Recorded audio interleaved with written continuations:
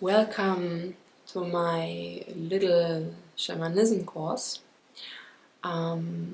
This will be very basic because online we don't really have the same possibilities in feeling, in practice, shamanic tools like we would have in the workshops. But this can give you an insight about the shamanic work, what shamanism is, and also what you can practice at home to start and to feel inside this issue. A lot of people are interested in shamanism, but they also, the society smiles about, like, most people don't take it serious. It's like hocus pocus. So I want to give you an impression like how deep and essential shamanic work is for us and always was, because shamanism has like probably the oldest tradition in the consciousness and healing work. Almost everywhere on the world, shamanism was practiced. So there are also different ways of doing it, but in the essence, all those traditions like come to the same point. It's about consciousness. Shamanism is about consciousness, also about healing, moving energies, clearing energies fields. So we want to get an understanding about shamanism, and maybe you feel a call. This is always like the first step into shamanism.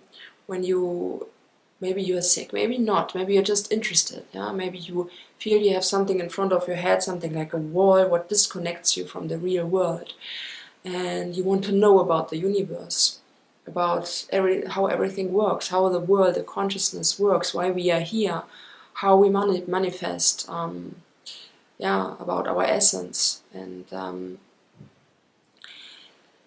when you feel that call, it already starts, your journey already starts. It's so exciting because the universe will give you signs, will give you, in the best case, initiations, will give you people who support you, guides who already walk that path, and you can follow them. They will support you to do those steps and show you those other worlds. So if you feel the call, this might be a good thing now for you to understand basic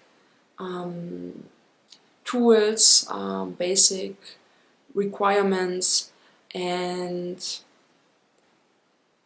shamanism is extremely exciting in that way that you will understand the world and other people and yourself way more. So your world will expand.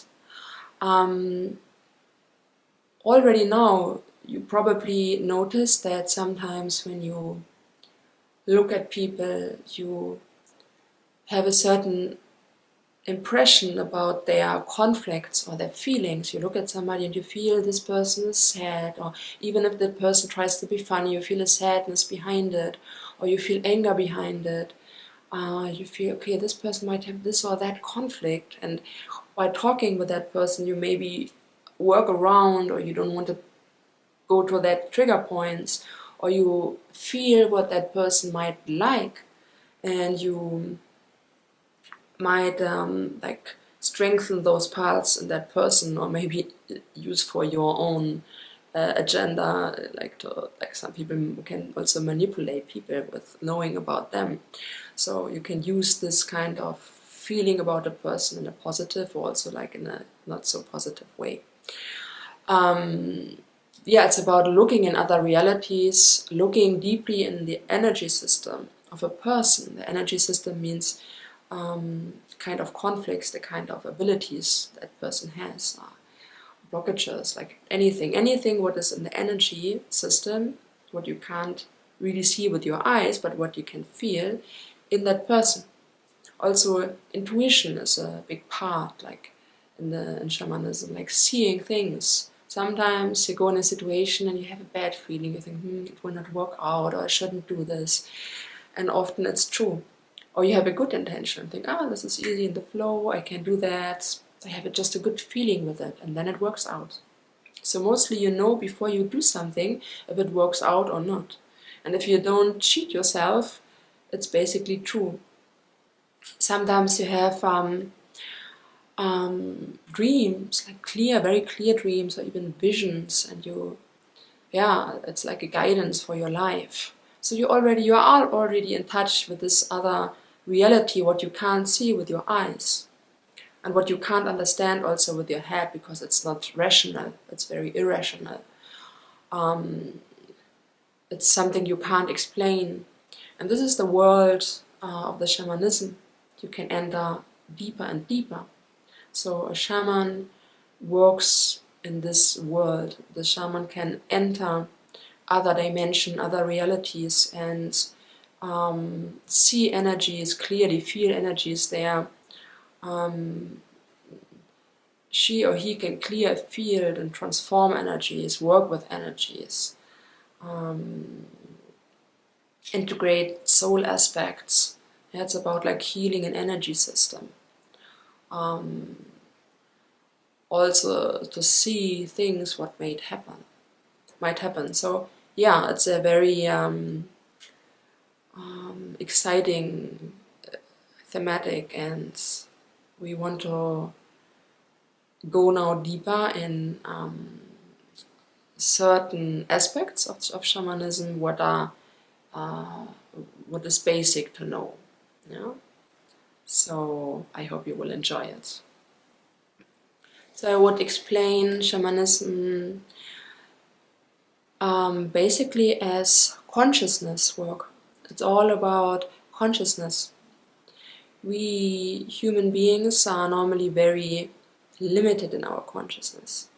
Our world is quite small. It's about indoctrinations by society, belief systems, religion, doctrines we grew up, and what people like parents or teachers told us. So a lot of brainwash from society. What blocks us from the real consciousness and from the universe, how it really works. Actually, life is a kind of like little bit like a fairy tale. There are always challenges, and in the end you want to find love, what is inside you. A lot of tests. Actually, everybody is searching. Everybody is seeking for the truth, for the essence of life. Like, where do we come from? Where's the source? Where does magic happen? So we are searching for a sense. We want to know who we are, where we go to. It's like everything is like a miracle. Yeah? Also that we are here, manifested in our body, alive. Like our body works itself is like incredible and intelligent, has such a huge healing potential. So it's a miracle that we are here, manifested. But how is that even possible? Yeah? Where does life come from? What is death?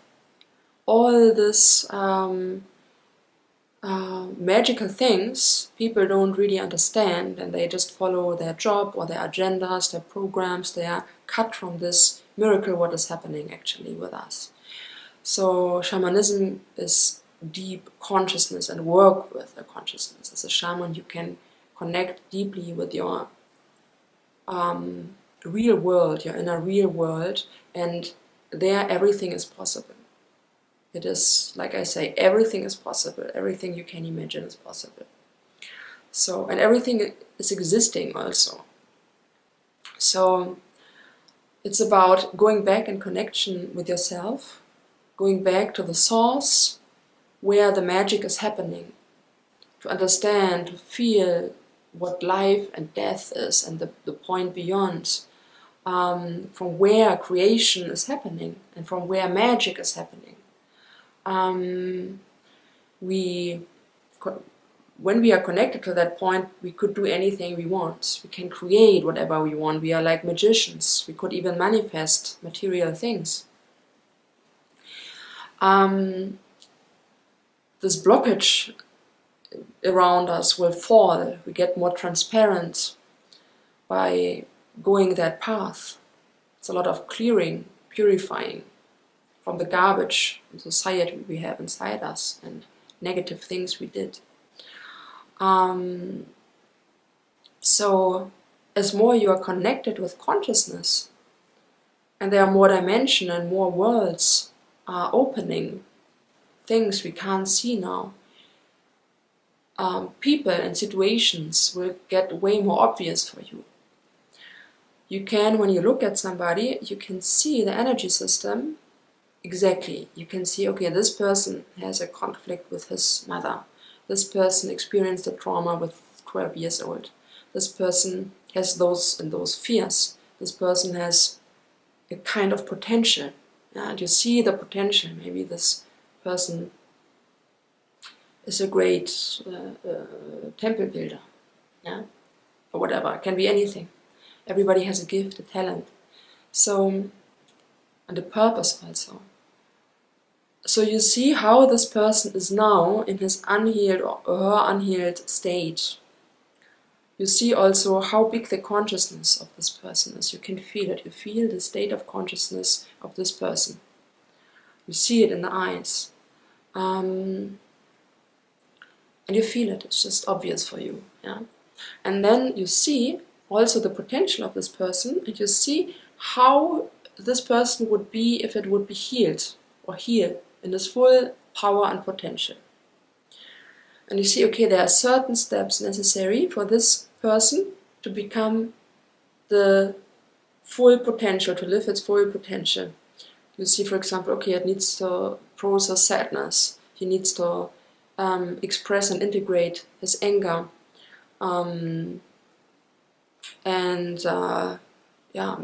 Have another nutrition. Yeah, he needs to travel. Yeah, you see certain things also inside the steps this person needs to do to reach the state of holiness again. So as a shaman, you have the ability to help others to heal, to support others to heal, and to grow and to live their potential. And it's also about situations. You can see maybe a house, a home, or a field. Like you can see something what is in a bad energy, like a bad state, and you can feel inside what is the reason for this situation or like house, like the bad energy inside, and you can clear it. You can see it, you can clear it, you can do certain steps. The shamans and tribes and Indian tribes, they actually have the job to take care about the people, of course, to heal them, but also the energy of the tribe itself when there are conflicts in the tribes, because they have a way more social structure and social interaction than we have now. We are kind of isolated in our society, but the Indian tribes, they are like a very social system where one depends to the others, and they work together, and they are way more connected to each other. So the dynamic of a tribe is very important to every single tribe member, and the shaman helps to keep that tribe energy clear and healthy and harmonic. Also, if there are problems in the tribe with illness or I don't know the word in English now, when the food doesn't grow on the fields, like he or she would like see what's wrong with the food, and how they can make it grow better, or if there's no rain or too much rain. So the shaman is responsible for the health of the whole tribe.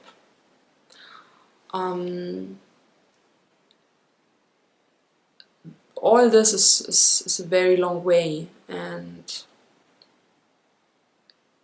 we will now look more into the steps and what is necessary like to have a field a shaman can work with. A basic condition for shamanic work is the space. The space inside you, what you bring to the outside, but also the environment, the outer setting. When a shaman goes to a situation to support, the shaman always will bring the own energy into the field, will fill the space, the environment with their own energy to take over the space, to master the space. The shaman needs that in order to see what's going on and to interfere, to help, to clear. The shaman holds space for somebody else. We will talk about that more, what that means, holding space. So the environment, the setting is important for a shaman. It can support a shaman with his or her work, or make it more difficult or even counterproductive. So imagine a setting. For example, you want to make bodywork with a friend or client, doesn't matter. So imagine you come into a room and that room is not comfortable. You feel there's an energy that doesn't suit you, that's not you, and you don't feel well in that environment. Maybe it's even dirty and not tidied up and just, there's not a loving space, not something where you feel you can open your heart. And then imagine the client comes, or the friend lies down, and by going in touch with that other person, you feel energies from the person, blockages, maybe fears. The other person is very vulnerable and shows itself with vulnerability. You know what I mean? Okay. Opens, and it's you master the space, you hold the space, so it's in your responsibility what happens and what happens also with the other person. And if you don't feel well and the setting doesn't support you, you might be not able to really hold the space, to really welcome the energies, to really help transforming energies. You might not have the right confidence because you don't feel yourself in the room. And the other person might have fears around opening, maybe contract even more, or the other person doesn't feel seen or held in his emotions. And then it's very counterproductive. Then mostly the person will go outside afterwards, like even more tensed, kind of like with a bad feeling, closed, not in his or her body. And you just don't have a good feeling. And this situation reflects on everything. Like you don't want that. So the other way would be you come into the room, you see, okay, what do I need to change? How do I bring my energy inside? You would clean the room. You would order everything in a nice way. Things you don't like, you would put out. You see that there's enough light in the room. You can make candles. You just make everything comfortable until you feel, okay, now the energy feels like clean. Also, you can bring your own energy inside. You can bring your essential oils, you can bring your incense, you can bring your candles, your music, and fill the energy with your room. And then you feel, okay, I filled this room, now the person can come, and the person comes and feels held, it feels your energy and feels, okay, like he has care, he has loving care for me, and can open, can trust. You can, you feel confident to encourage the other person to show up with their feelings and blockages, and then you might be able to transform things. And the other person, the person transforms things.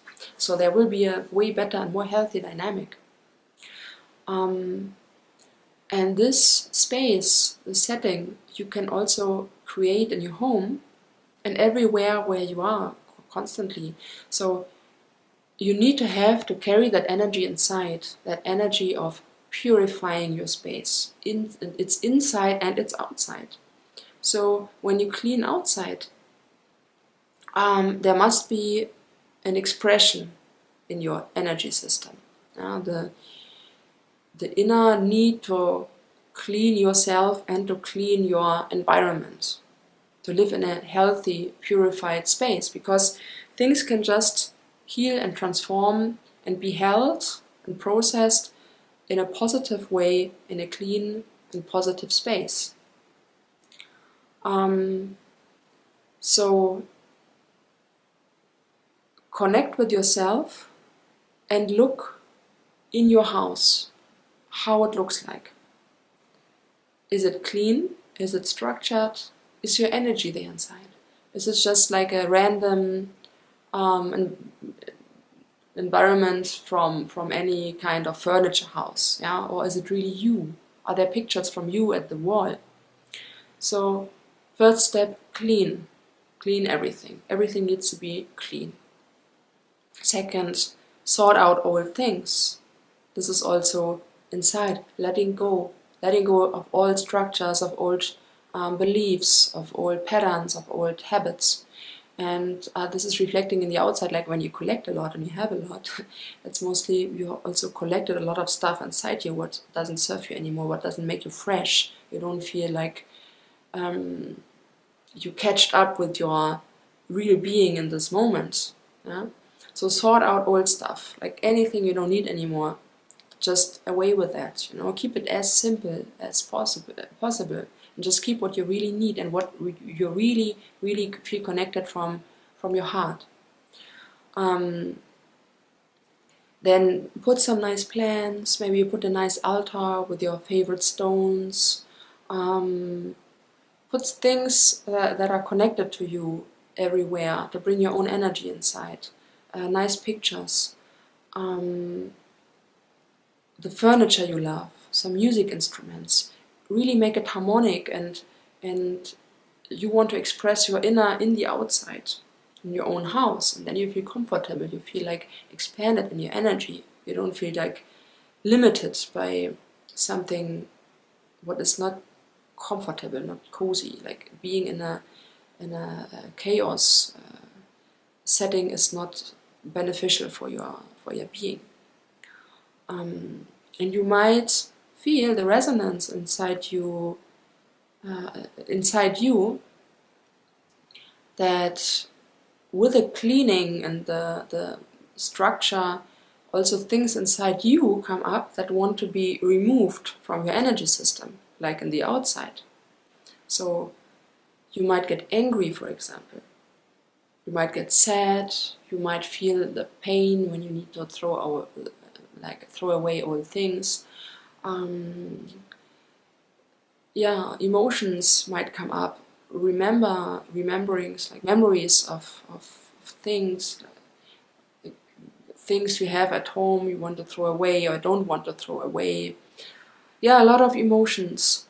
And it's difficult sometimes, difficult to say goodbye to all things and to move on, actually.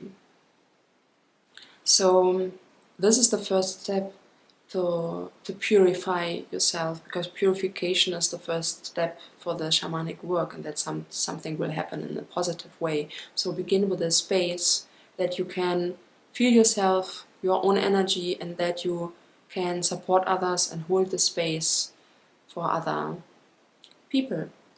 I want to show you something because it's very beneficial and nice to work with incense, sage for example, but I want to show you now something like what I love myself, and this is the first incense I also connected with in a deep way, and this is Palo Santo. I just burned it already on this side, now will show you on that side. So the smell already before you burn it is amazing. It's like a good bath inside that. This Palo Santo is very clearing, that you feel immediately when you go through it through the house, that it transforms the energy inside. Yeah, the house feels different afterwards. I will show you how to use it. So first you burn it, like a piece of it.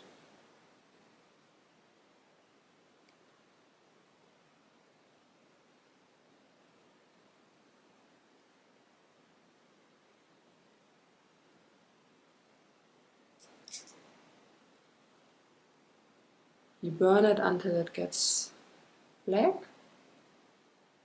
And then you blow it out, and now you work with a white smoke. You see it here, very good. In front of this beautiful Shipipo cloth behind me. So this smoke you can use to walk through your house and bring the smoke in every corner, and especially where you worked or where you feel like there's some energy stucking. You can transform, you can dissolve. You have this nice, beautiful smell. You can even bring the smoke to your body and cleanse your own body with the smoke. Purify yourself from energies you don't want.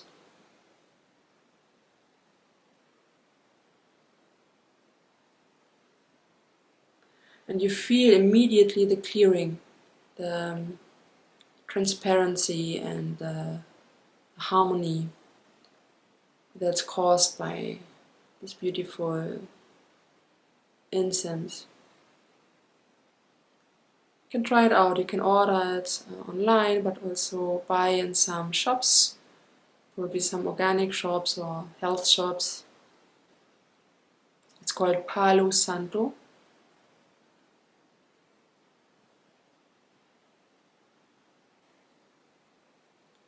Yeah, this is a very, very good shamanic tool to clear energies and to purify. So the outer but also the inner purification is essential for your shamanic work or shamanic work in general, if you want to be positive and productive and work with light. So the next we will look into the deeper meaning of purification and emotional work. So what are the outer possibilities you can do to purify yourself? One big thing is, of course, the nutrition. What do you eat? We come from nature. Our body is nature itself. And also our genetic system is adapted to nature and to eat things from nature, mainly plants. When you cut a plant, shortly afterwards it's very fresh. You see that when you buy flowers and you put it in a vase, then it's still alive, like vibrant. After a while it loses the life force, gets more and more like soft and weak, and then it's like done. So as more fresh you eat the food, the fruits, the vegetables, the greens, as more fresh and nutritious it is.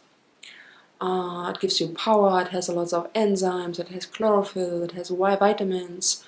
Eat healthy and raw vegetables and fruits. Very important. You are what you eat. I wouldn't personally eat milk products or cereals, bread, pasta, that kind of stuff. The thing is, I don't personally think that people are really adapted to that kind of stuff. I believe when you give animals those, I don't even want to call it like real food, but those kind of stuff, they will get sick. I believe that meat is okay in a certain amount, because probably people always had some meat. Even before they had weapons, they probably ate, I don't know, maybe insects or small animals they catched, or animals that were already dead. So I think meat is okay in a very good organic quality. That's very important, without antibiotics and all that things. I wouldn't eat too much cooked stuff because it's not that alive like raw stuff anymore. So I'm not fanatic, yeah, not at all. I'm not like the nutrition pope. I just look what works for me, and I think I have an impression what also works for others. Sometimes I look at energy systems and I think, okay, like he or she really needs to eat some meat. When I see like people that are weak in their constitution, and I see they're like, whew, they need some energy, like high energy, I would recommend to eat some really good organic meat. And I see some people that are already flowering, that have a lot of energy, and with them it's totally fine to be vegan. Some people look really unhealthy, and I would recommend like certain stuff to eat, also rather vegan, but it always depends. Yeah? So every energy system probably needs something else, but the quality is very important. And it needs to fit to the constitution, to the energy system, and to the being of this human. It's something you need to sense, and it's very important for you to understand that you compensate a lot. Yeah, a lot of people compensate with smoking, or even with coffee, with chocolate, with chips, with unhealthy food, or they eat too much. They can't stop. They don't listen to their body anymore because they have certain conflicts and they want to distract themselves from those conflicts. So they eat a lot of crap, yeah, or do stuff what is not healthy for the body. And then the body even blocks more and is more like stuffed and unhealthy, and it's more difficult to open your antennas, your channel to the consciousness, and invite the transforming and healing energies inside. You mainly see, when you look at a person, which conflict this person has, the energy system, and what they eat. Shaman sees, okay, he's eating too much pork. She is eating too much sweets. Yeah, so you see it on the energy system of a person. Also the consistency of the body and everything, like the layers in front of the eyes. The body is a very accurate expression of the inner system and the inner clarity and the inner health. So when you see a body what looks sick and not in a good shape, then you know how the energy system of this person is. It's always an expression, it's always a reflection, a mirror. That's why when you begin with the body and you eat healthy, you will feel the clearing inside your spirit, your mind, the detox, more consciousness. You feel and sense way more things. You taste better, you see better. You maybe heal from stuff like civilization sicknesses. That's why look for your nutrition and find out what is good for you and experiment. So this is also a very important step for you in order to heal and to be more connected with yourself. Another way I recommend highly is yoga. I used to be very inflexible. When I was a child, I wanted to dance. I was so interested in dancing, and I went to dancing classes, ballet and other dancing class, and the teacher told me, like, you are not talented. Like, she said it like that. I was so disappointed. I felt so embarrassed and awkward. It was like, when I looked at others, they made a step and it looked like an elegant dance. It was beautiful. When I looked at myself, it was just, I made a step, like a wooden step. So I was not connected with my legs at all. I felt like not connected with my body. I couldn't feel my body. I was unflexible.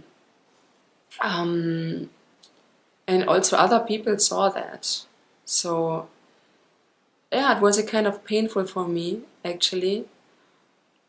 But I also had no idea how it can be, like that there's also another possibility, that it's even possible to feel my body. I had no idea about that. And I kept trying. I made a lot of sports, actually, a lot of outdoor sports, and I didn't give up with that. And when I found to yoga, first I was like a sack of flour. Like I moved like really, like, I don't know the word in English, like, yeah, very ungraceful. But with the time, I understood what yoga is about. So when you practice and you go to your limits, then you feel inner blockages, you feel inner pain and also outer pain. Yeah? You feel like something in your shoulder, for example. There's some pain, or in your joints, or yeah, somewhere in the body. Like there's some pain, there's some unflexibility. And then after a while you notice there's an inner expression. Because for everything is an inner expression. Your energy system is manifesting your body. Anything what is in your energy system, any conflict, any stress, anything, any disruption is also manifested in your body. So when you feel it in the body, you also feel it inside. Like you get maybe angry, or you get sad, or like you feel this inner expression inside your energy system inside.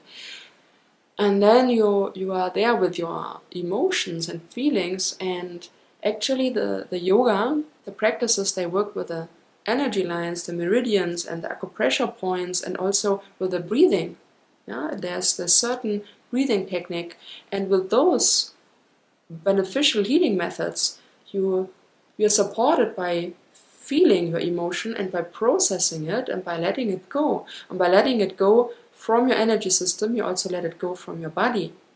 Yoga works both ways. So when you go into a certain practice and you feel outer pain in your body, and then you feel the inner expression, and with the breathing and the meridian work, you work through, and you dissolve it step by step.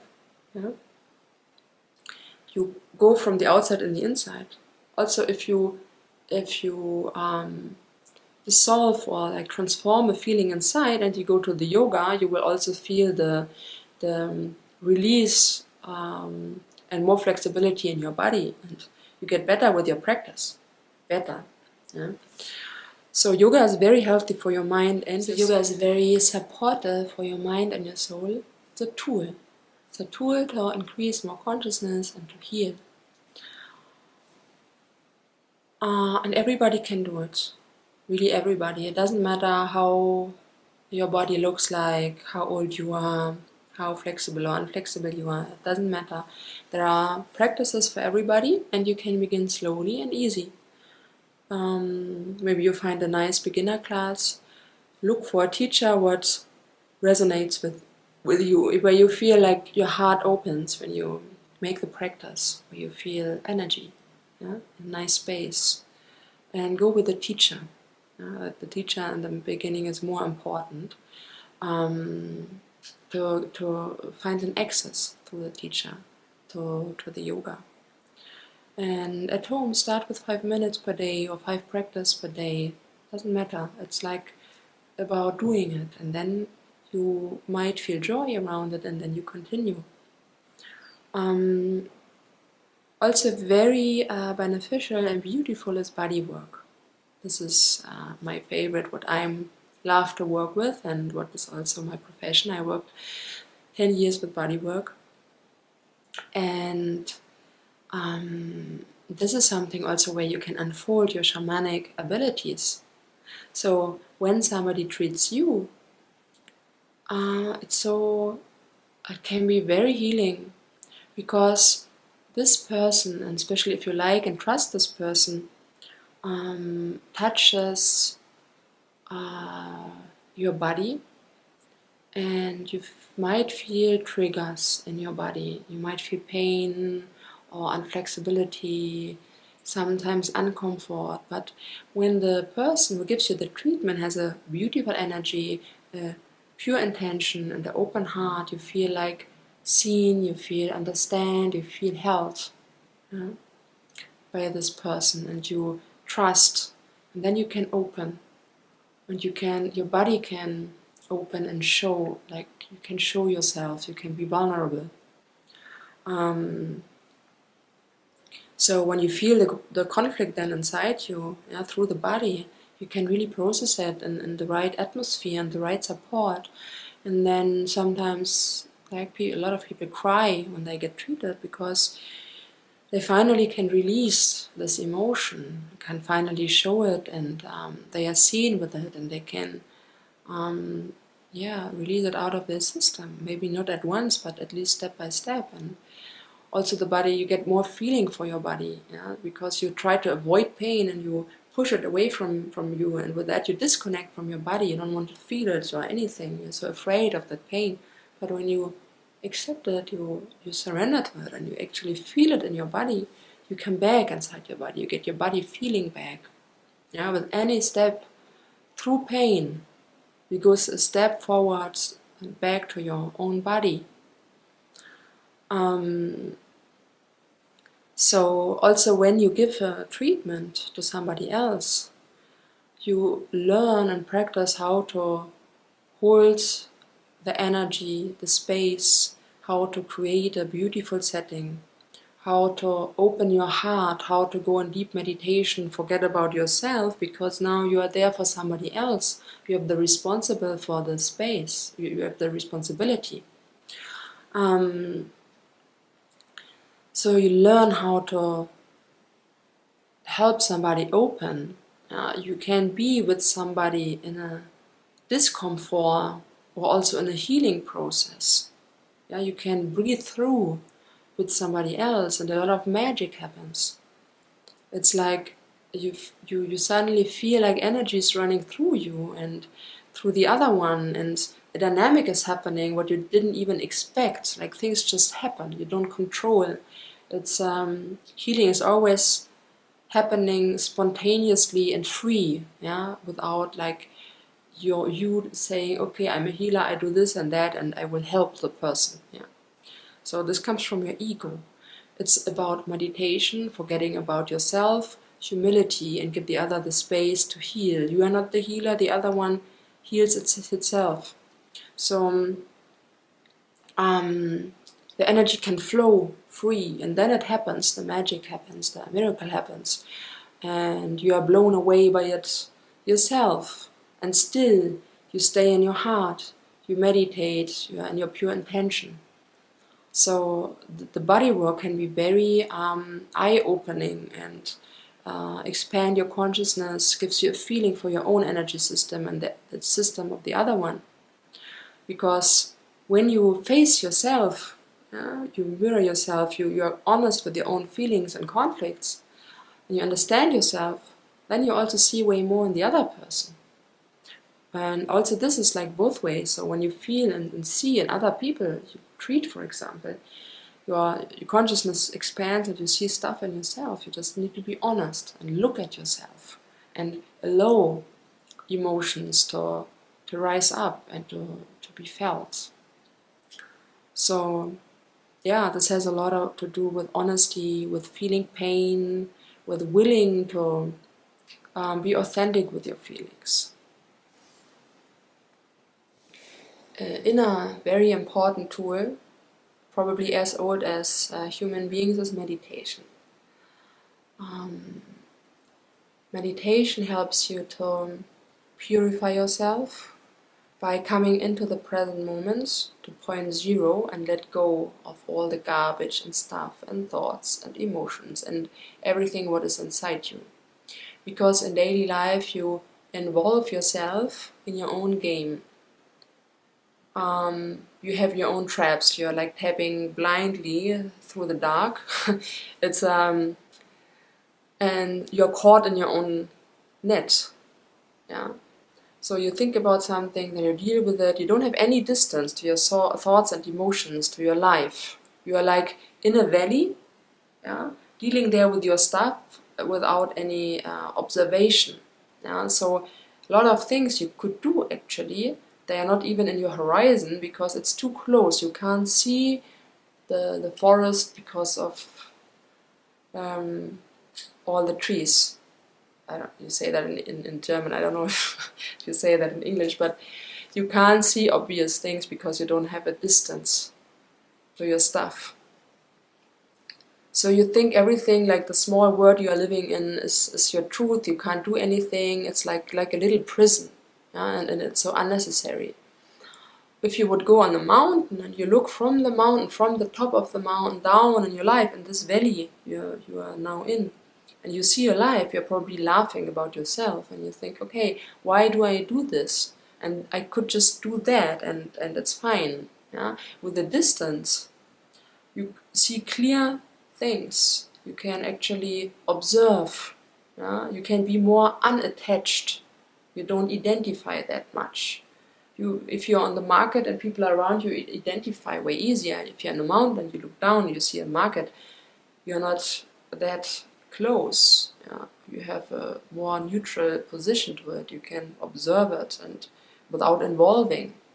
And this is meditation. You go on the top of the mountain, you see the horizon, like a wide horizon. There's way more freedom. You are not involved and attached to that kind of stuff, what's going on, what is in the valley.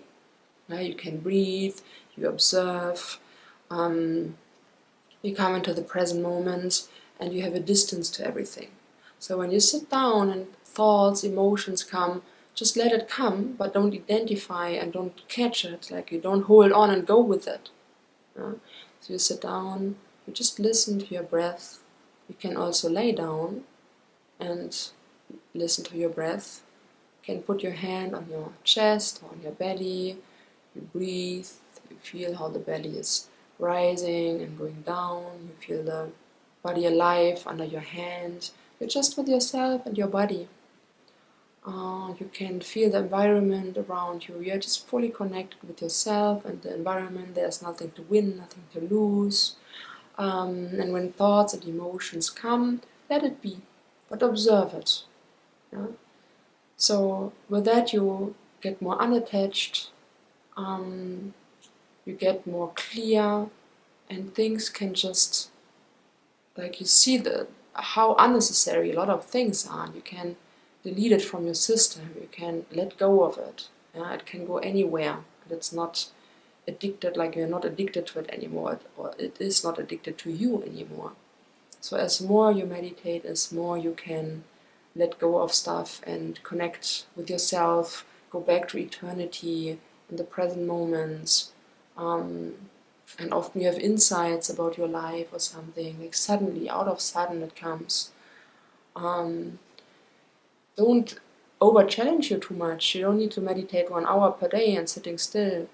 It's better to meditate 5 minutes, or even 1 in the morning, in the afternoon, in the evening, whenever you find a calm moment.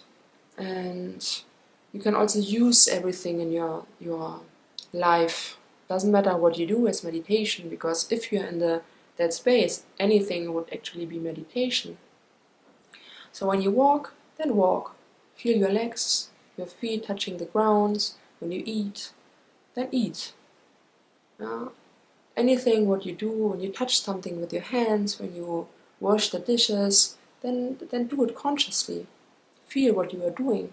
And with that you step more and more from the head into thoughts and whatever here in the present moment. And with that also mostly feelings come up, and you can finally purify yourself by feeling authentically your feelings, because going out of your feelings into the head is just avoiding strategy. So yeah, a very, very important inner tool is meditation. Yeah, shamanism is mainly also working with energies and emotions, feelings. So energies, so funny because some people look at me when I talk about energies like, okay, yeah, she's crazy or something like that, because when they hear the word energy, it's already for them too much, like it's already too esoteric. They think like, yeah, she's like gaga. So they how do you say, deny that energies are existing. Like they're very like attached to the material world, and they can't imagine anything else. So But it's obvious. I mean, how can you deny energies? It's like the most obvious things. Look at a horse and a lion. They have completely different energies. Yeah, you see the danger in the eyes of the lion. And you see like it's a animal that hunts. Yeah. And then you see the horse, it's completely different. It would like escape. It has a completely different energy. Like also like extremely beautiful, but different. Yeah, it's just like they look different. They have different energies, approaches to life. They eat different stuff. They live in different areas. Same with the rose. Yeah, and in other plants, like what might not be that beautiful. Yeah, they have all those. Yeah, they are just different. Look at the spider. Most people find spiders disgusting. They feel uncomfortable to be with a spider in a room. So the energy of the spider is bothering them. So of course it has another energy. Yeah, when you have a big spider in your room or a butterfly, there's a big difference. Yeah, the spider would spread fear, and the butterfly would actually amaze you. Yeah, you feel butterflies, hummingbirds. You feel them amazing. They are so beautiful and so cute and so nice colored. They fill you with joy. Yeah, they give you a feeling of light and love and like flow. Yeah, it's like the symbol for transformation. While the spider is exactly the opposite. So everything has another energy, and there are also energy complexes. So, for example, the rose, there's the energy of the flowers that open the blossom, yeah? The energy of the smell, the fragrance. Then you have the energy of the root, what makes the plant stable and nourish the plant. You have the energies of the leaves that charge the chlorophyll and the sunlight and give nourishment to the plant. You have the energy of the thorns that are again like defensive and dangerous. Yeah? There's a certain energy system, and we humans, we have such a complex energy system. Yeah, there's one aspect. There's your real being, your real soul, and the purpose of your soul that wants to flower. But then we have so many layers around. We have so many conflicts from childhood. For example, we have traumatas. We have blockages. We are filled with garbage. There are also beautiful energies around us, of course, but there's a lot of stuff we need to face and process inside of us to become whole again. Yeah? We split from a lot of energies, from anger, from sadness. And we're stuck in this. Yeah? We're stuck in those layers, and it holds us back to live our purpose and to grow in our potential. So we need to be aware, like we need to get awake and get conscious about our stuff. We need to face ourselves in order to unblock, unfold, and see who we really are, to really live our potential. So emotional work, conscious work is essential in the shamanic tradition. It's a lot about potential. Like a flower that wants to open its blossom. We also want a flower. Yeah? We want to open our blossom and live our potential. So how do we come back in our body and our emotional state to feel what we like, what it actually is, yeah, in order to transform it? There are some like lucky people. They feel the pain. They didn't really disconnect from themselves. They stayed, and they always felt the pain. That are mostly like unhappy people, like depressive people, people who suffering a lot. But they have the chance to heal kind of more easy, because at least they are connected with their feelings and with themselves. So they are more transparent. They are more sensitive. They can do already the second step in order to heal. We will talk later about it. But what is with the people that stuck in their own unprocessed emotions? Because most of emotions and feelings are subconscious. So a lot of people split from their feelings, like they put their subconscious far away. They don't even want to think about it, and they build up fake personalities. They got unauthentic because they don't have the connection to themselves. They don't even feel what they really feel. Would feel what is there. They don't feel their pain. They don't feel their sadness. They made a protection wall and split everything away from them. They like split personalities. They just want to feel good. So they build up fake personalities. A lot of ego. They are mostly artificial. They are talking artificially, like you see it. Like you see when there's a fake personality. I was one myself. I was very artificial, and like I didn't feel anything, nothing. I just felt empty. I never felt something. Like you could do whatever you want. I felt numb. My body was numb. I was numb. I had no idea who I am, what is, like how much I was suffering inside me. I had no idea about myself.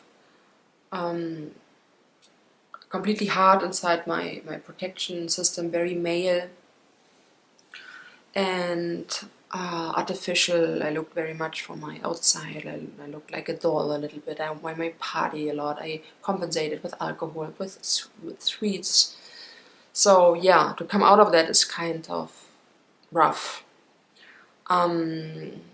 That's why those people mostly need a kind of wake up call, or something what breaks the system to come back into their real emotional state.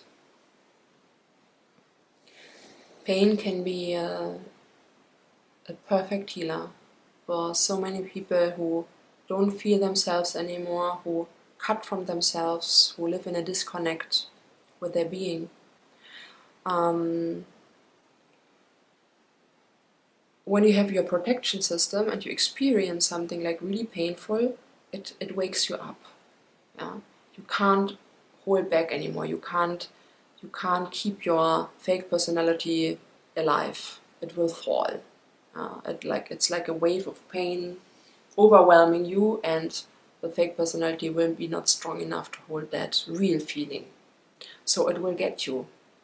And the suffering will break those ego structures around you and actually connect you with yourself, because in that deep pain, what you feel, you come back into your body. You don't need the protection systems anymore. You don't need the ego structures, the false personality and all that compensation anymore, because now you are there what you were afraid of, and what can you be afraid of now anymore? You are there now, so you need to face it now, you need to feel it now. And this is the base for healing. The base for healing is to be where you are now, to say yes to that, and to accept it and embrace it and be with it. That's why people change, and also like change their lives, like sometimes in an immense, like incredible way, when they experience something painful. I also did that.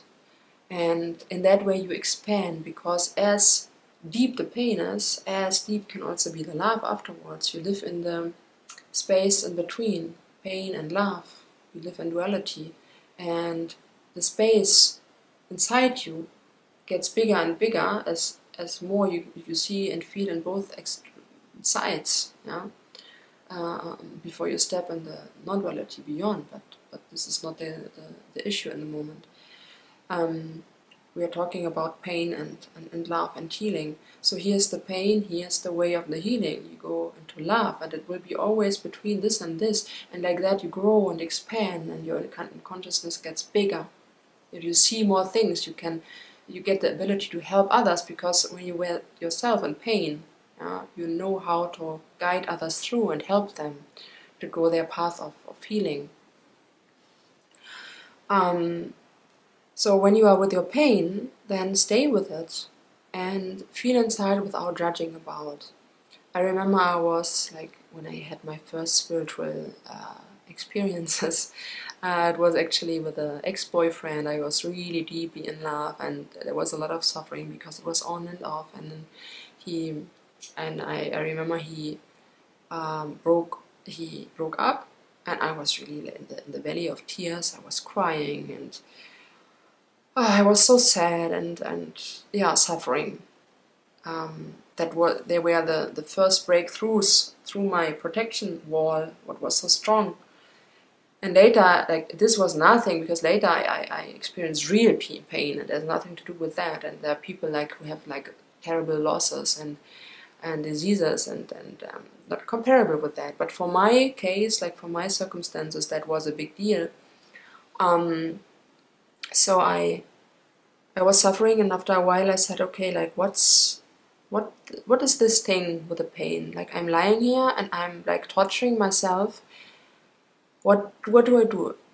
I'm judging, and I decided not to call it pain anymore, this feeling. I decided to just feel the feeling and not call it pain. Not even go with my head, like just feel. And I was lying down on my bed, and I closed my eyes, and I just felt. I just felt this feeling, and I concentrated on that, to really feel it inside my body, inside my system, and to say fully yes to it. And after a while, the word pain disappeared in a way, and I just felt an intense feeling, but it was not bad anymore. Like, it didn't feel uncomfortable anymore. It just felt like a very intense feeling. And after a few days, I came more and more into peace with myself. I came more and more in connection with myself, and I was wondering, like, why was I even sad? Because this man exists. He's alive. He's there. Like, why was I so sad? I can still love him. I can still be in love. It doesn't matter if he's together with me. I was just attached, like, it was my attachment what made me suffer, my own ego. And a peace came to me. Like, finally, after a while, like, he came back to me, because I think I just released that issue inside me. I released that conflict, because I could just love him and be free. I didn't need to be together with him anymore. And then when I didn't need it anymore, it happened. So to feel a feeling breaks us free, and cleanses us again, purifies us again, and come deeper with ourselves. And when we really feel that pain and we say yes to that, we can find a way to heal, and we can look into healing, and we can find our tools, abilities, and then we go to the path. So when we are in the pain, we already went through the tunnel. And now awakening comes more and more, and we can concentrate on how we want to heal. And then we also get more conscious with other fears, other blockages we have. We get an overview on ourselves and our energy system. We can see better in our energy system and in the energy system of other people. So most initiations often happen through pain. So now let's look into the way of healing. So the pain, the suffering is the base, the point of your state, your current state, where you need to go and what you need to feel in order to heal. When you avoid pain and you walk around, you never come in your own depth. The depth of your feeling, your core. You will never know what your root is. To grow like a new plant out of the earth and open your flower. You need to go there where you are, to integrate the whole system inside your body. When you, for example, split from your anger, because you don't want to feel it, you're afraid of your own anger. The anger is there and you're here, it's not integrated, so you are not in your power. If you want to come in your power, you need to really feel the anger, to go inside that in order to express it and integrate it in your body. Everything in a healthy and responsible way, not hurting others, responsible expression of your feelings. And as more you integrate the aspects of suffering, anger, sadness in your body by really feeling and embracing, accepting it, as more you grow and expand and get whole again. So when you go deep in your pain, and some people are naturally there already because they didn't disconnect, and some people break, it breaks through, yeah? It breaks through their protection system, and then they feel the pain inside. Then the next step can follow, and that's healing. So what is healing actually? What is that? It must be a transformation of feelings, of energies. But how can that happen? So, first of all, there are people who can support you. You can make sessions, deep conscious energy work, where people like shamans or other people that work with healing energy can support you. Like they can guide you into your feelings, help you process your feelings, expressing yourself, your feelings, release them through tears, come back in your heart, help you understand, help you to forgive. Yeah? Those people see in your energy system what's necessary, which steps you need to go. Then you have yoga, meditation, body work, all that supports, all that has healing energy. There are medicine plants, for me the biggest healers, like tools, what is just possible. And the steps you can do by yourself, and what you need to do by yourself, because with that nobody else can support you and nobody can do it for you, is to decide for love. I was at a point in my life, I was suffering so immensely. I didn't even thought that I would survive that. It was not even the question. And it was more about, can I save my soul? I was very, very close to death, and I was in a big, deep abyss where I couldn't fall deeper. And I felt like terrible, horrible, deepest hell. I didn't know what to do. But I had initiations before into love, and I had people in my life I really loved with my deepest essence. Like I can't imagine to feel more love. And in the deepest hell, I remembered love. I remembered there is something what keeps me alive, and that's called love. I didn't remember really how it felt. It was just an idea. It was an idea in my head, there is something called love. And I connected with my deep essence with those people, and I felt them pulling me out just through my love. And that's why I survived that. So the only way out from my experience, and everything I'm talking here about, and also my Tantra course, everything I'm talking about comes from my own experience. I didn't read it anywhere. Yeah. It's just the path I walked already. So it's just what my world, what I experienced. Yeah. From my experience, the only ways out are really love, forgiveness, gratitude. We are love. You are love, I am love. In love we are one. Love is dissolution. I explain it very detailed in the Tantra course. I talk about love, death, what is not existing, the mystic death and the point beyond, and surrender, and the tantric energy. So if you want to go deeper inside that, then watch that video. So love is eternal, and our biggest truth. Everything goes back to love, even darkness and all this game. Like, this is just the duality, like we are playing, and it's a kind of illusion. It goes back to love because it will dissolve, and love is dissolution. So with love, you go back step by step to your real essence, and that heals you, of course. And then gratitude makes you shining. It's actually your real state of being, to be grateful for what you are, that you here on earth is already such a big gift. You are a gift. That's unbelievable. You're a divine gift. You don't even feel it, but when you feel it, you feel that gratitude, this flowering. It makes you flower to feel grateful. It's like the sweetest feeling ever. Then you have forgiveness. Forgiveness is like, it takes you stones from your heart. It gives you so much peace. It takes all the weight from you. It makes you light and shining and radiating. It makes you to the light being you are.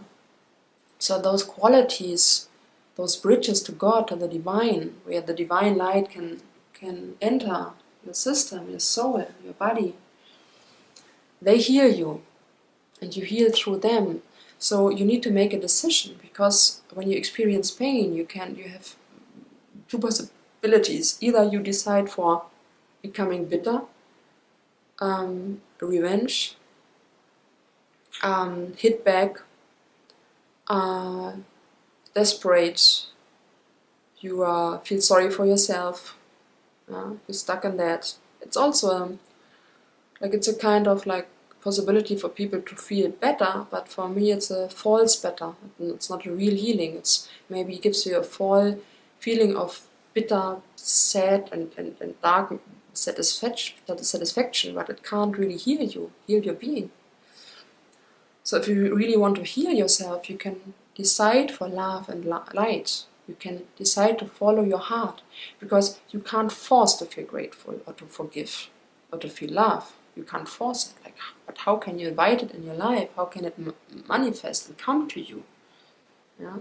So for me, that's the will, the decision you make. Yeah? To decide, I want love, I want to forgive, and to concentrate on that. To remember all the things in your life you can be grateful for. Yeah? It's probably the easiest to be grateful, to connect with that. And then to decide to forgive other people. And with the way it will come to you. And in any moment where you have a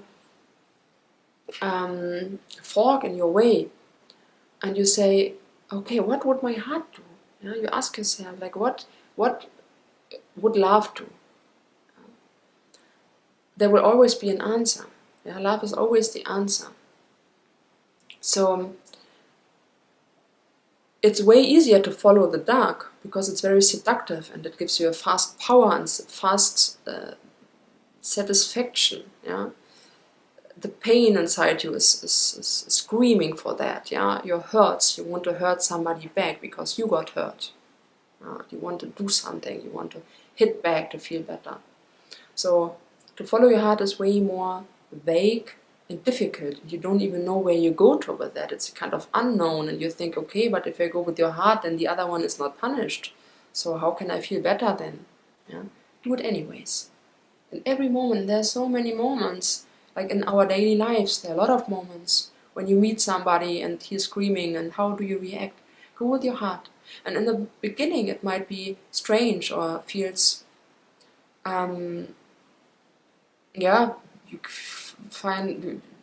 you feel a kind of weak with that. It doesn't really give you anything. But with the way you get stronger and stronger, and then you feel more and more the benefit, the opening inside you, like the real satisfaction, the fulfillment. As more you decide for love, you go deeper in the other direction. Yeah? You were in pain, and now the way out, you climb the mountain with little steps. Yeah? It doesn't go from one to the other day. But with every decision, small and big, you go with your heart. You will feel more and more light, more and more released. You feel your conflicts are transforming, your issues transform. You can let go of stuff, of heavy stuff. You will feel way more purified, and you feel more creative. You feel more in your power. You feel like the ray of light entering your system. You feel more calm and more joyful. And it's not that you will be in the light and always healed forever and everything will be fine. You will always be confronted in your life with darkness, and it will always be a test. But as more you master the light, you master the darkness. Yeah, you know about the traps of the darkness. You get more stable in your soul and what you really want. You get more stable in your real being.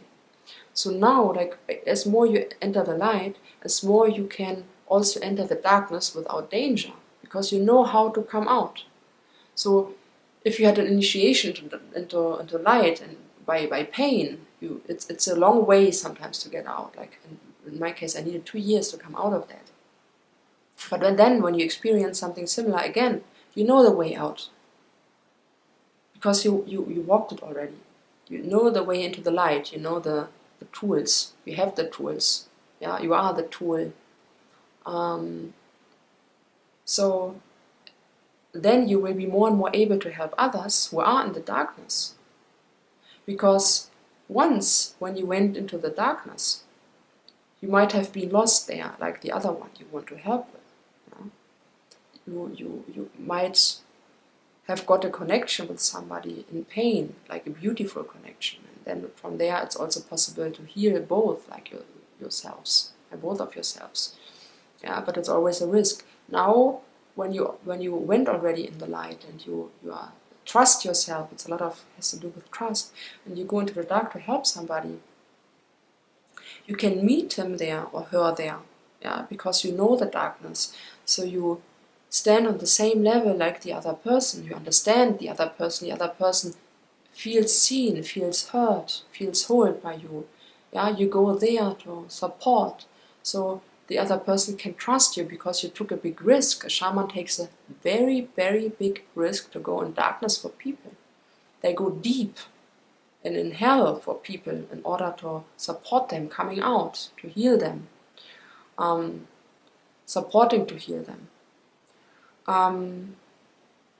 Sometimes shamans risk their lives, their mental health, in order to go to dark places. It's like a hard job what a shaman does. They are like midwives, or sometimes like cleaning people. They have a really hard job and a very dangerous and riskful job.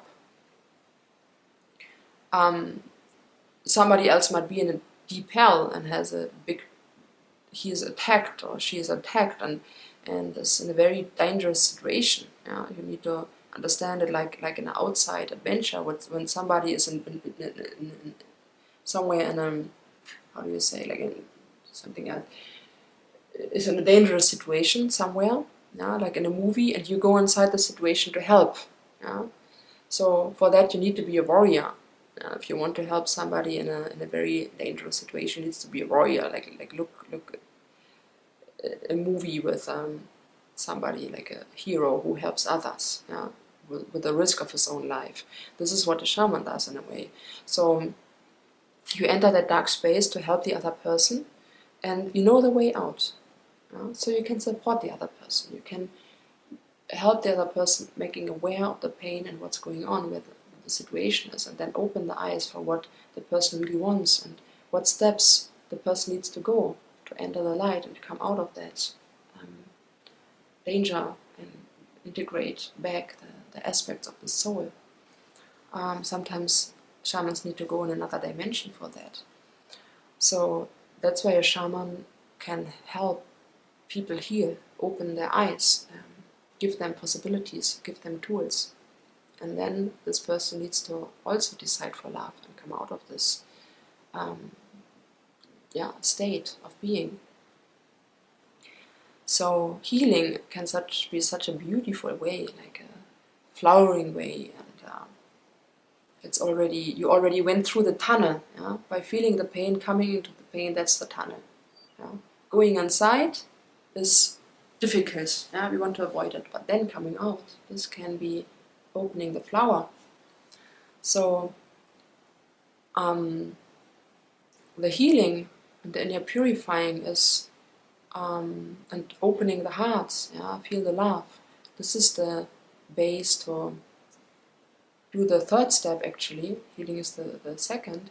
The third is to unfold your potential and to really understand what you're here for in life, what your talent is, what you want to live, what your nature is, what your potential is. And that's the big flower you want to open and live fully. Yeah, a big issue and thematic of the advanced, real, authentic shamanism is, of course, how do you create space? How do you make magic? Like, how do you connect with your inner, deepest source, where creation is happening and where you can manifest things, where you can navigate energies and move energies, transform energies, delete energies, yeah? How you can open bigger spaces for somebody and you invite energies like the spirit animals,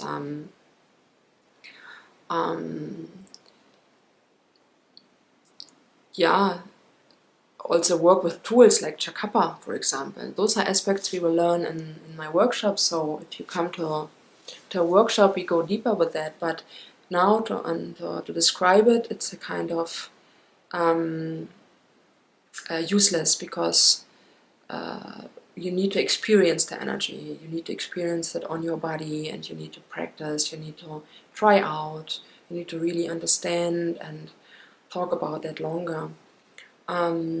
Also the different worlds, yeah, what are existing, like the underworld, the how do you say it, in higher world, the beings, other beings like demons, but also angels, nature spirits, ghosts, whatever is existing. There's so many beings in this world, what most people can't see, some maybe sense it. Also occupations, foreign energies, it's a big issue. So there's a whole other world, like the other world, the other realities. Shamans can travel, yeah. They make journeys, they travel into other realities. They can even how do you say, go out of their body, leave their body, and travel into other dimensions. They can take back soul aspects of other people and integrate them back. So there's a lot to learn more, but what is like exploding the frame here? So in our space of consciousness we are now here, it's too much. We can do that in single sessions or in my workshops. Two things I really want to share with you and talk about more in this course is the healing plant Ayahuasca and our real potential, our purpose. We are here on earth and what we want to live. So what depends Ayahuasca? I don't know if you know what it is. It's medicine from the Amazon, like from the rainforest. The shamans always work with that and still work with it to heal people, to make initiations for young adults, to heal a tribe, to improve situations. So it's like make a journey in the other world, and it's also called the plant, like the lion, I think you say in English, of death, because you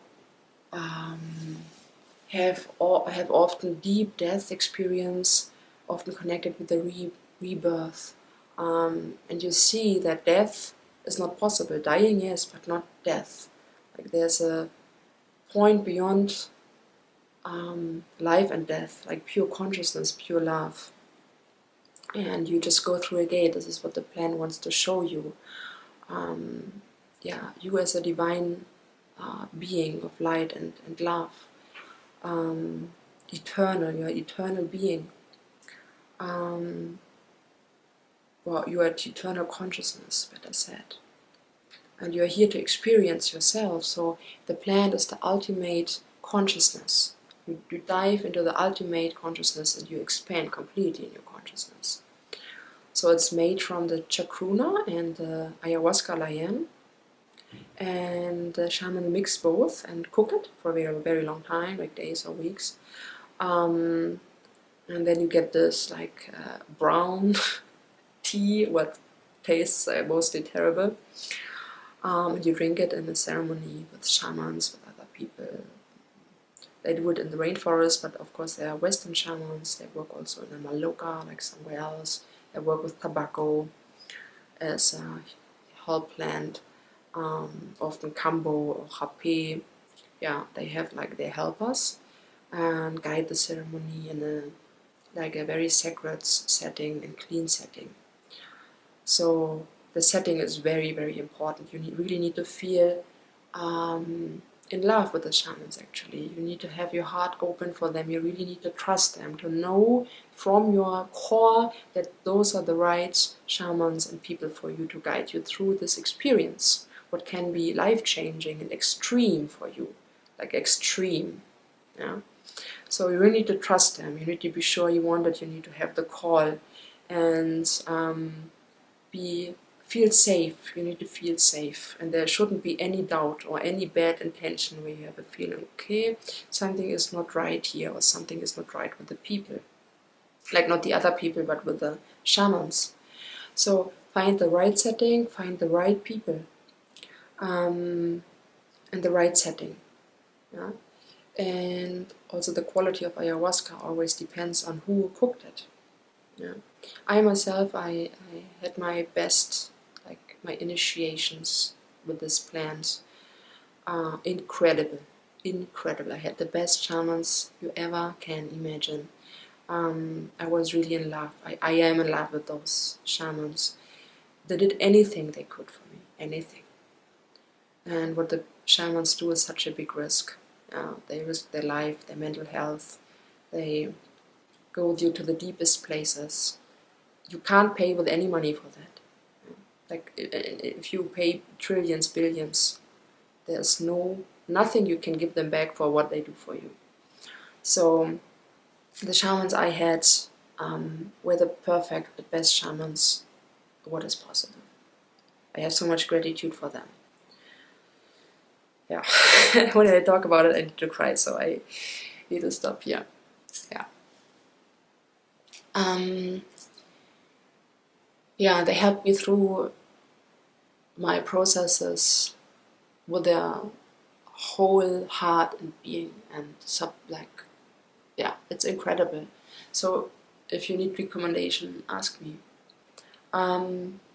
So what does the plant do? The plant wants to heal you. The plant wants to show you your potential.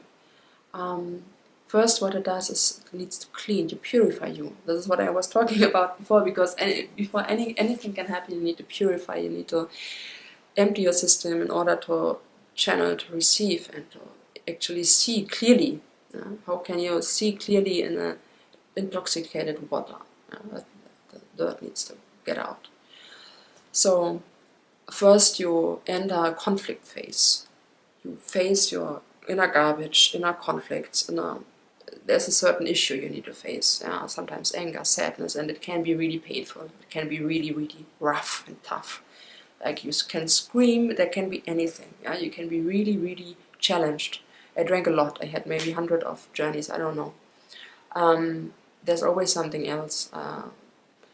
And yeah, after a while, like when you think you explode, you can't handle it anymore, like when you really processed your feelings and felt them fully, or your garbage or whatever is there, when you looked at it 100%, it can dissolve. This is also what I said before, you need to face your feelings and emotions in order to transform and to release them out of your system. So this is what the plant does for you.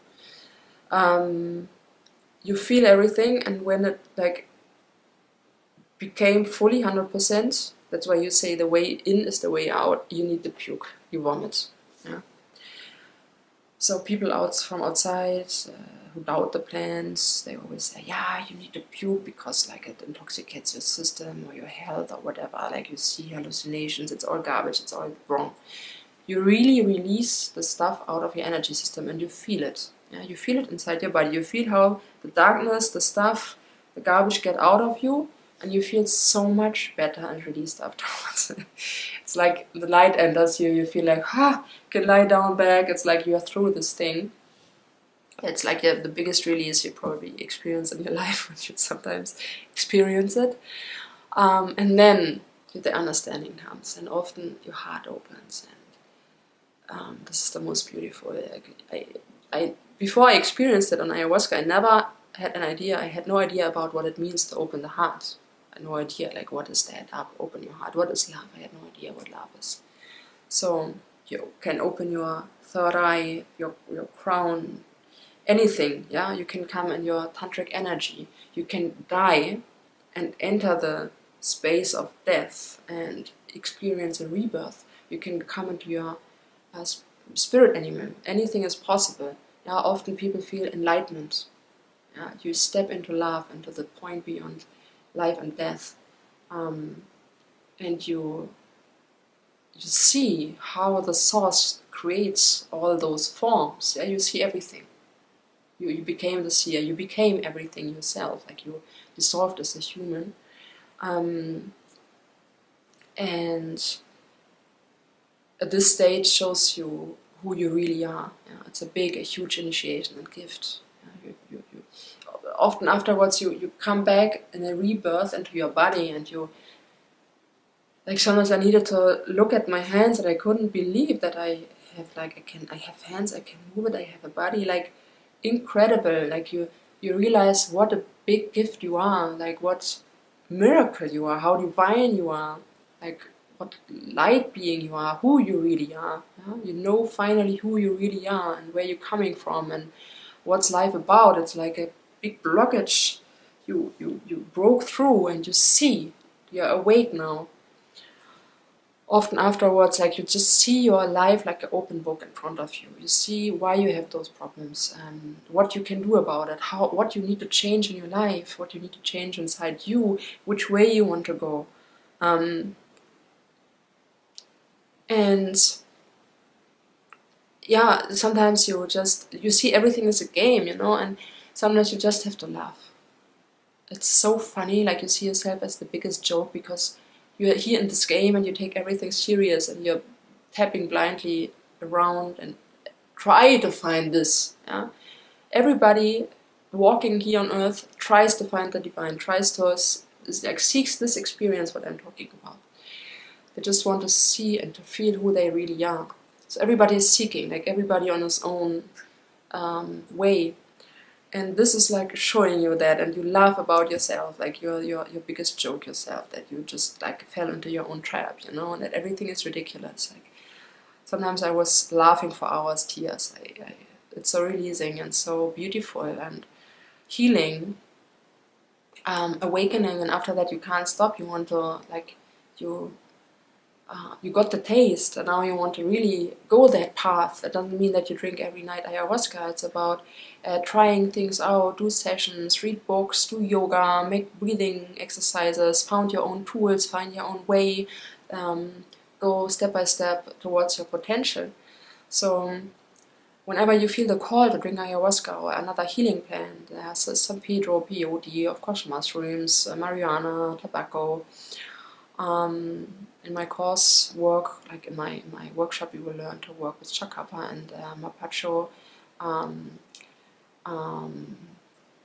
and yeah, do everything in a responsible way with shamans, in the right setting. This is very, very important to use it in the right way, because it's a tool. It can be misused. So go to somebody who doesn't misuse it, but gives you a healing, very, very healing benefit, and opens the right space for you and hold the space for you. Holding space means to stay with all the energies that are there in a mastery, to feel it but not involve in it or fight with it or going into its trap. Yeah, to hold the energy, to give the space, to transform and heal. Yeah, for me, I would be a completely different person now if I wouldn't have made this experience, and yeah, it's a big gift. I'm very grateful for. So, what is this mysterious potential? Actually, I hear quite a lot of people talking about potential. Live your potential, live your dreams, live this, live that. But I don't really know a lot of people who really fully do that. It's a little bit in fashion, yeah, to talk about it, but people mostly don't want to do something for that. And it's not even a lot of doing, but it's more about inner work and inner awareness, consciousness. So what is the potential? When you look at nature, everything in nature, everything on earth has a potential, yeah, in the whole. Look at the water. So there are lakes. For what is a lake there? What is the potential of a lake? It's there to nourish plants and animals. Water, we need to drink. Even our body contains a lot of water, so without water we can't live. Same for the other elements, for the earth, for the air. Then we have plants. We need plants to live. Plants produce oxygen, chlorophyll. They are very important nutrition for the animals, for us. Without plants, the planet is not able to survive. Take the plants, the animals. Every animal has a certain potential, a certain function. We have ecosystems, like the ocean. We have a lot of fish. Like we have a ecosystem at the reef, for example. And if you take the shark away, the ecosystem will collapse because the shark is there to eat the fish, like certain kind of fish. So they wouldn't eat too many of the small fish. So if the sharks are not there anymore, certain fishes get out of control, like they are too much, and then they don't have nutrition anymore, so there will be less fish, and the whole system will not work anymore. Same with the rainforest. In the jungle, it's a perfect symbiotic system. One little organism depends from another one until the big organism. So every little detail has a function, has a meaning, a contribution to the whole. So the whole can't exist without the little piece. And the nature's pure. Yeah, it's completely pure, divine. The divine energy can flow into it and express itself in a feast, in a dance, in an incredible beauty. So it's a lot like the potential. For the potential, we need to be free.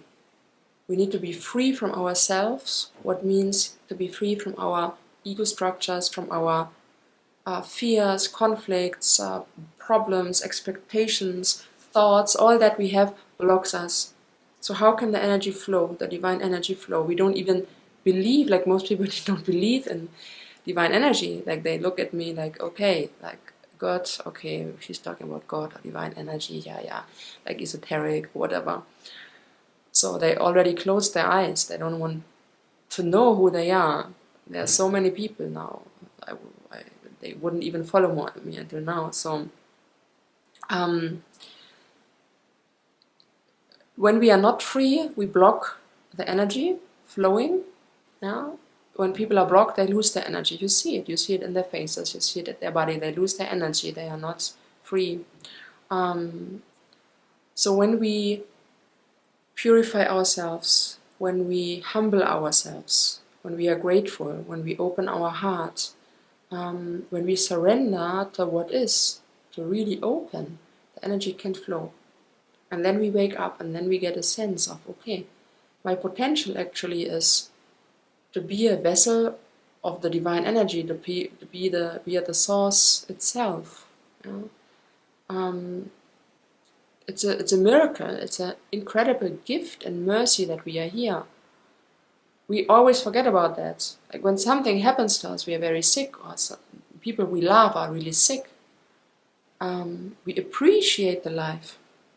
Say, okay, like we need to cry. Say, like, thank God we are alive. Like, what an incredible gift. Thank you.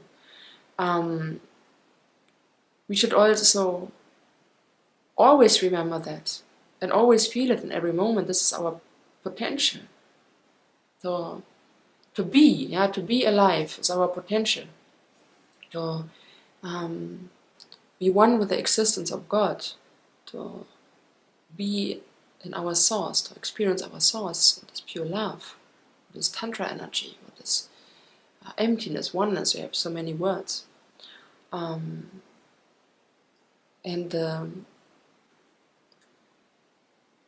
The nature created so many beautiful forms, but the source everywhere is the same. So it's the potential to let this life force run through us in order to flower. There are so many different kind of flowers. We have the rose, the beautiful rose. We consider it as beautiful. And then we have other plants, trees, and every plant is unique. So there are so many kinds of plants, of animals, and we can't say one is better than the other. Every animal, every plant has a certain function, the whole. And the whole is the same. The whole is oneness. And we people, we sometimes think we need to be somebody. We need to do something. We need to give effort in something, be better than others. It's ridiculous. Like when, for example, a rose says, "Oh, I want to be a which English plant? I don't know this expression. Tomato plant. Yeah. No, the other way around because it's more convenient. The tomato plant says, "I want to be a rose." It would be ridiculous. Like it would try to pretend to be a rose, like put false blossoms on, try everything to look like that, like how people do it.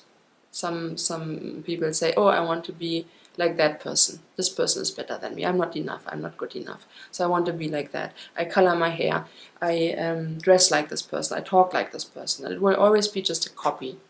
It's not possible, never possible to be that person. And then if you try that, you miss the point. You miss yourself. You will never reach your potential because you have your own beauty. It might be different. Everybody's different. There's so many ways to roam. Everybody's different. But don't fight against you and your expression and your appearance, what you are meant to be. So when you are free and open and the divine energy flows through you and you stand there in your full surrender, in your full energy, in your full divine energy, you don't really ask about your potential anymore. You know what your potential is. And what you're doing then, it doesn't really matter. You feel so much creativity. You could do anything. It doesn't really matter because it's about the energy and not what you're doing. So maybe you want to be a musician, maybe you want to be a shaman, help other people, wake up. Maybe you want to repair shoes, maybe you want to make clothes, doesn't matter. Whatever you feel you want to do. And then you're perfect in that, and you're creative in that, and it serves somebody else. Any kind of profession serves, when you do it right, serves somebody else. And then the whole is like playing, dancing, experiencing. It's about serving others, it's about receiving, giving, and all that from the point of oneness. And even maybe you will not reach this kind of oneness or this kind of, like, it sounds so enlightenment. I also am not enlightened. I had enlightened moments, but I can't say now like I'm enlightened. So would be nice. And I also can't say I live my full potential. I'm on my way. Yeah. I needed years, like to even wake up to what I experienced now, and but it's the thing is, the way. It's about the way, like you already know. So when you're on the way to your potential, it's already the thing what you can do, like, and it will be a surprise. It's something I can't even explain, and you can't imagine it. It will blow your mind. So just walk your way. Get help from people who walk that way already. Find your people, your tribe, your guidance. And I wish you really, from my heart, to find your path, to grow in your potential, to be happy, and to experience this miracle that we are. At any point we would meet in a workshop, on a session, I would be very glad to meet you personally, and wish you love, luck, and all the best.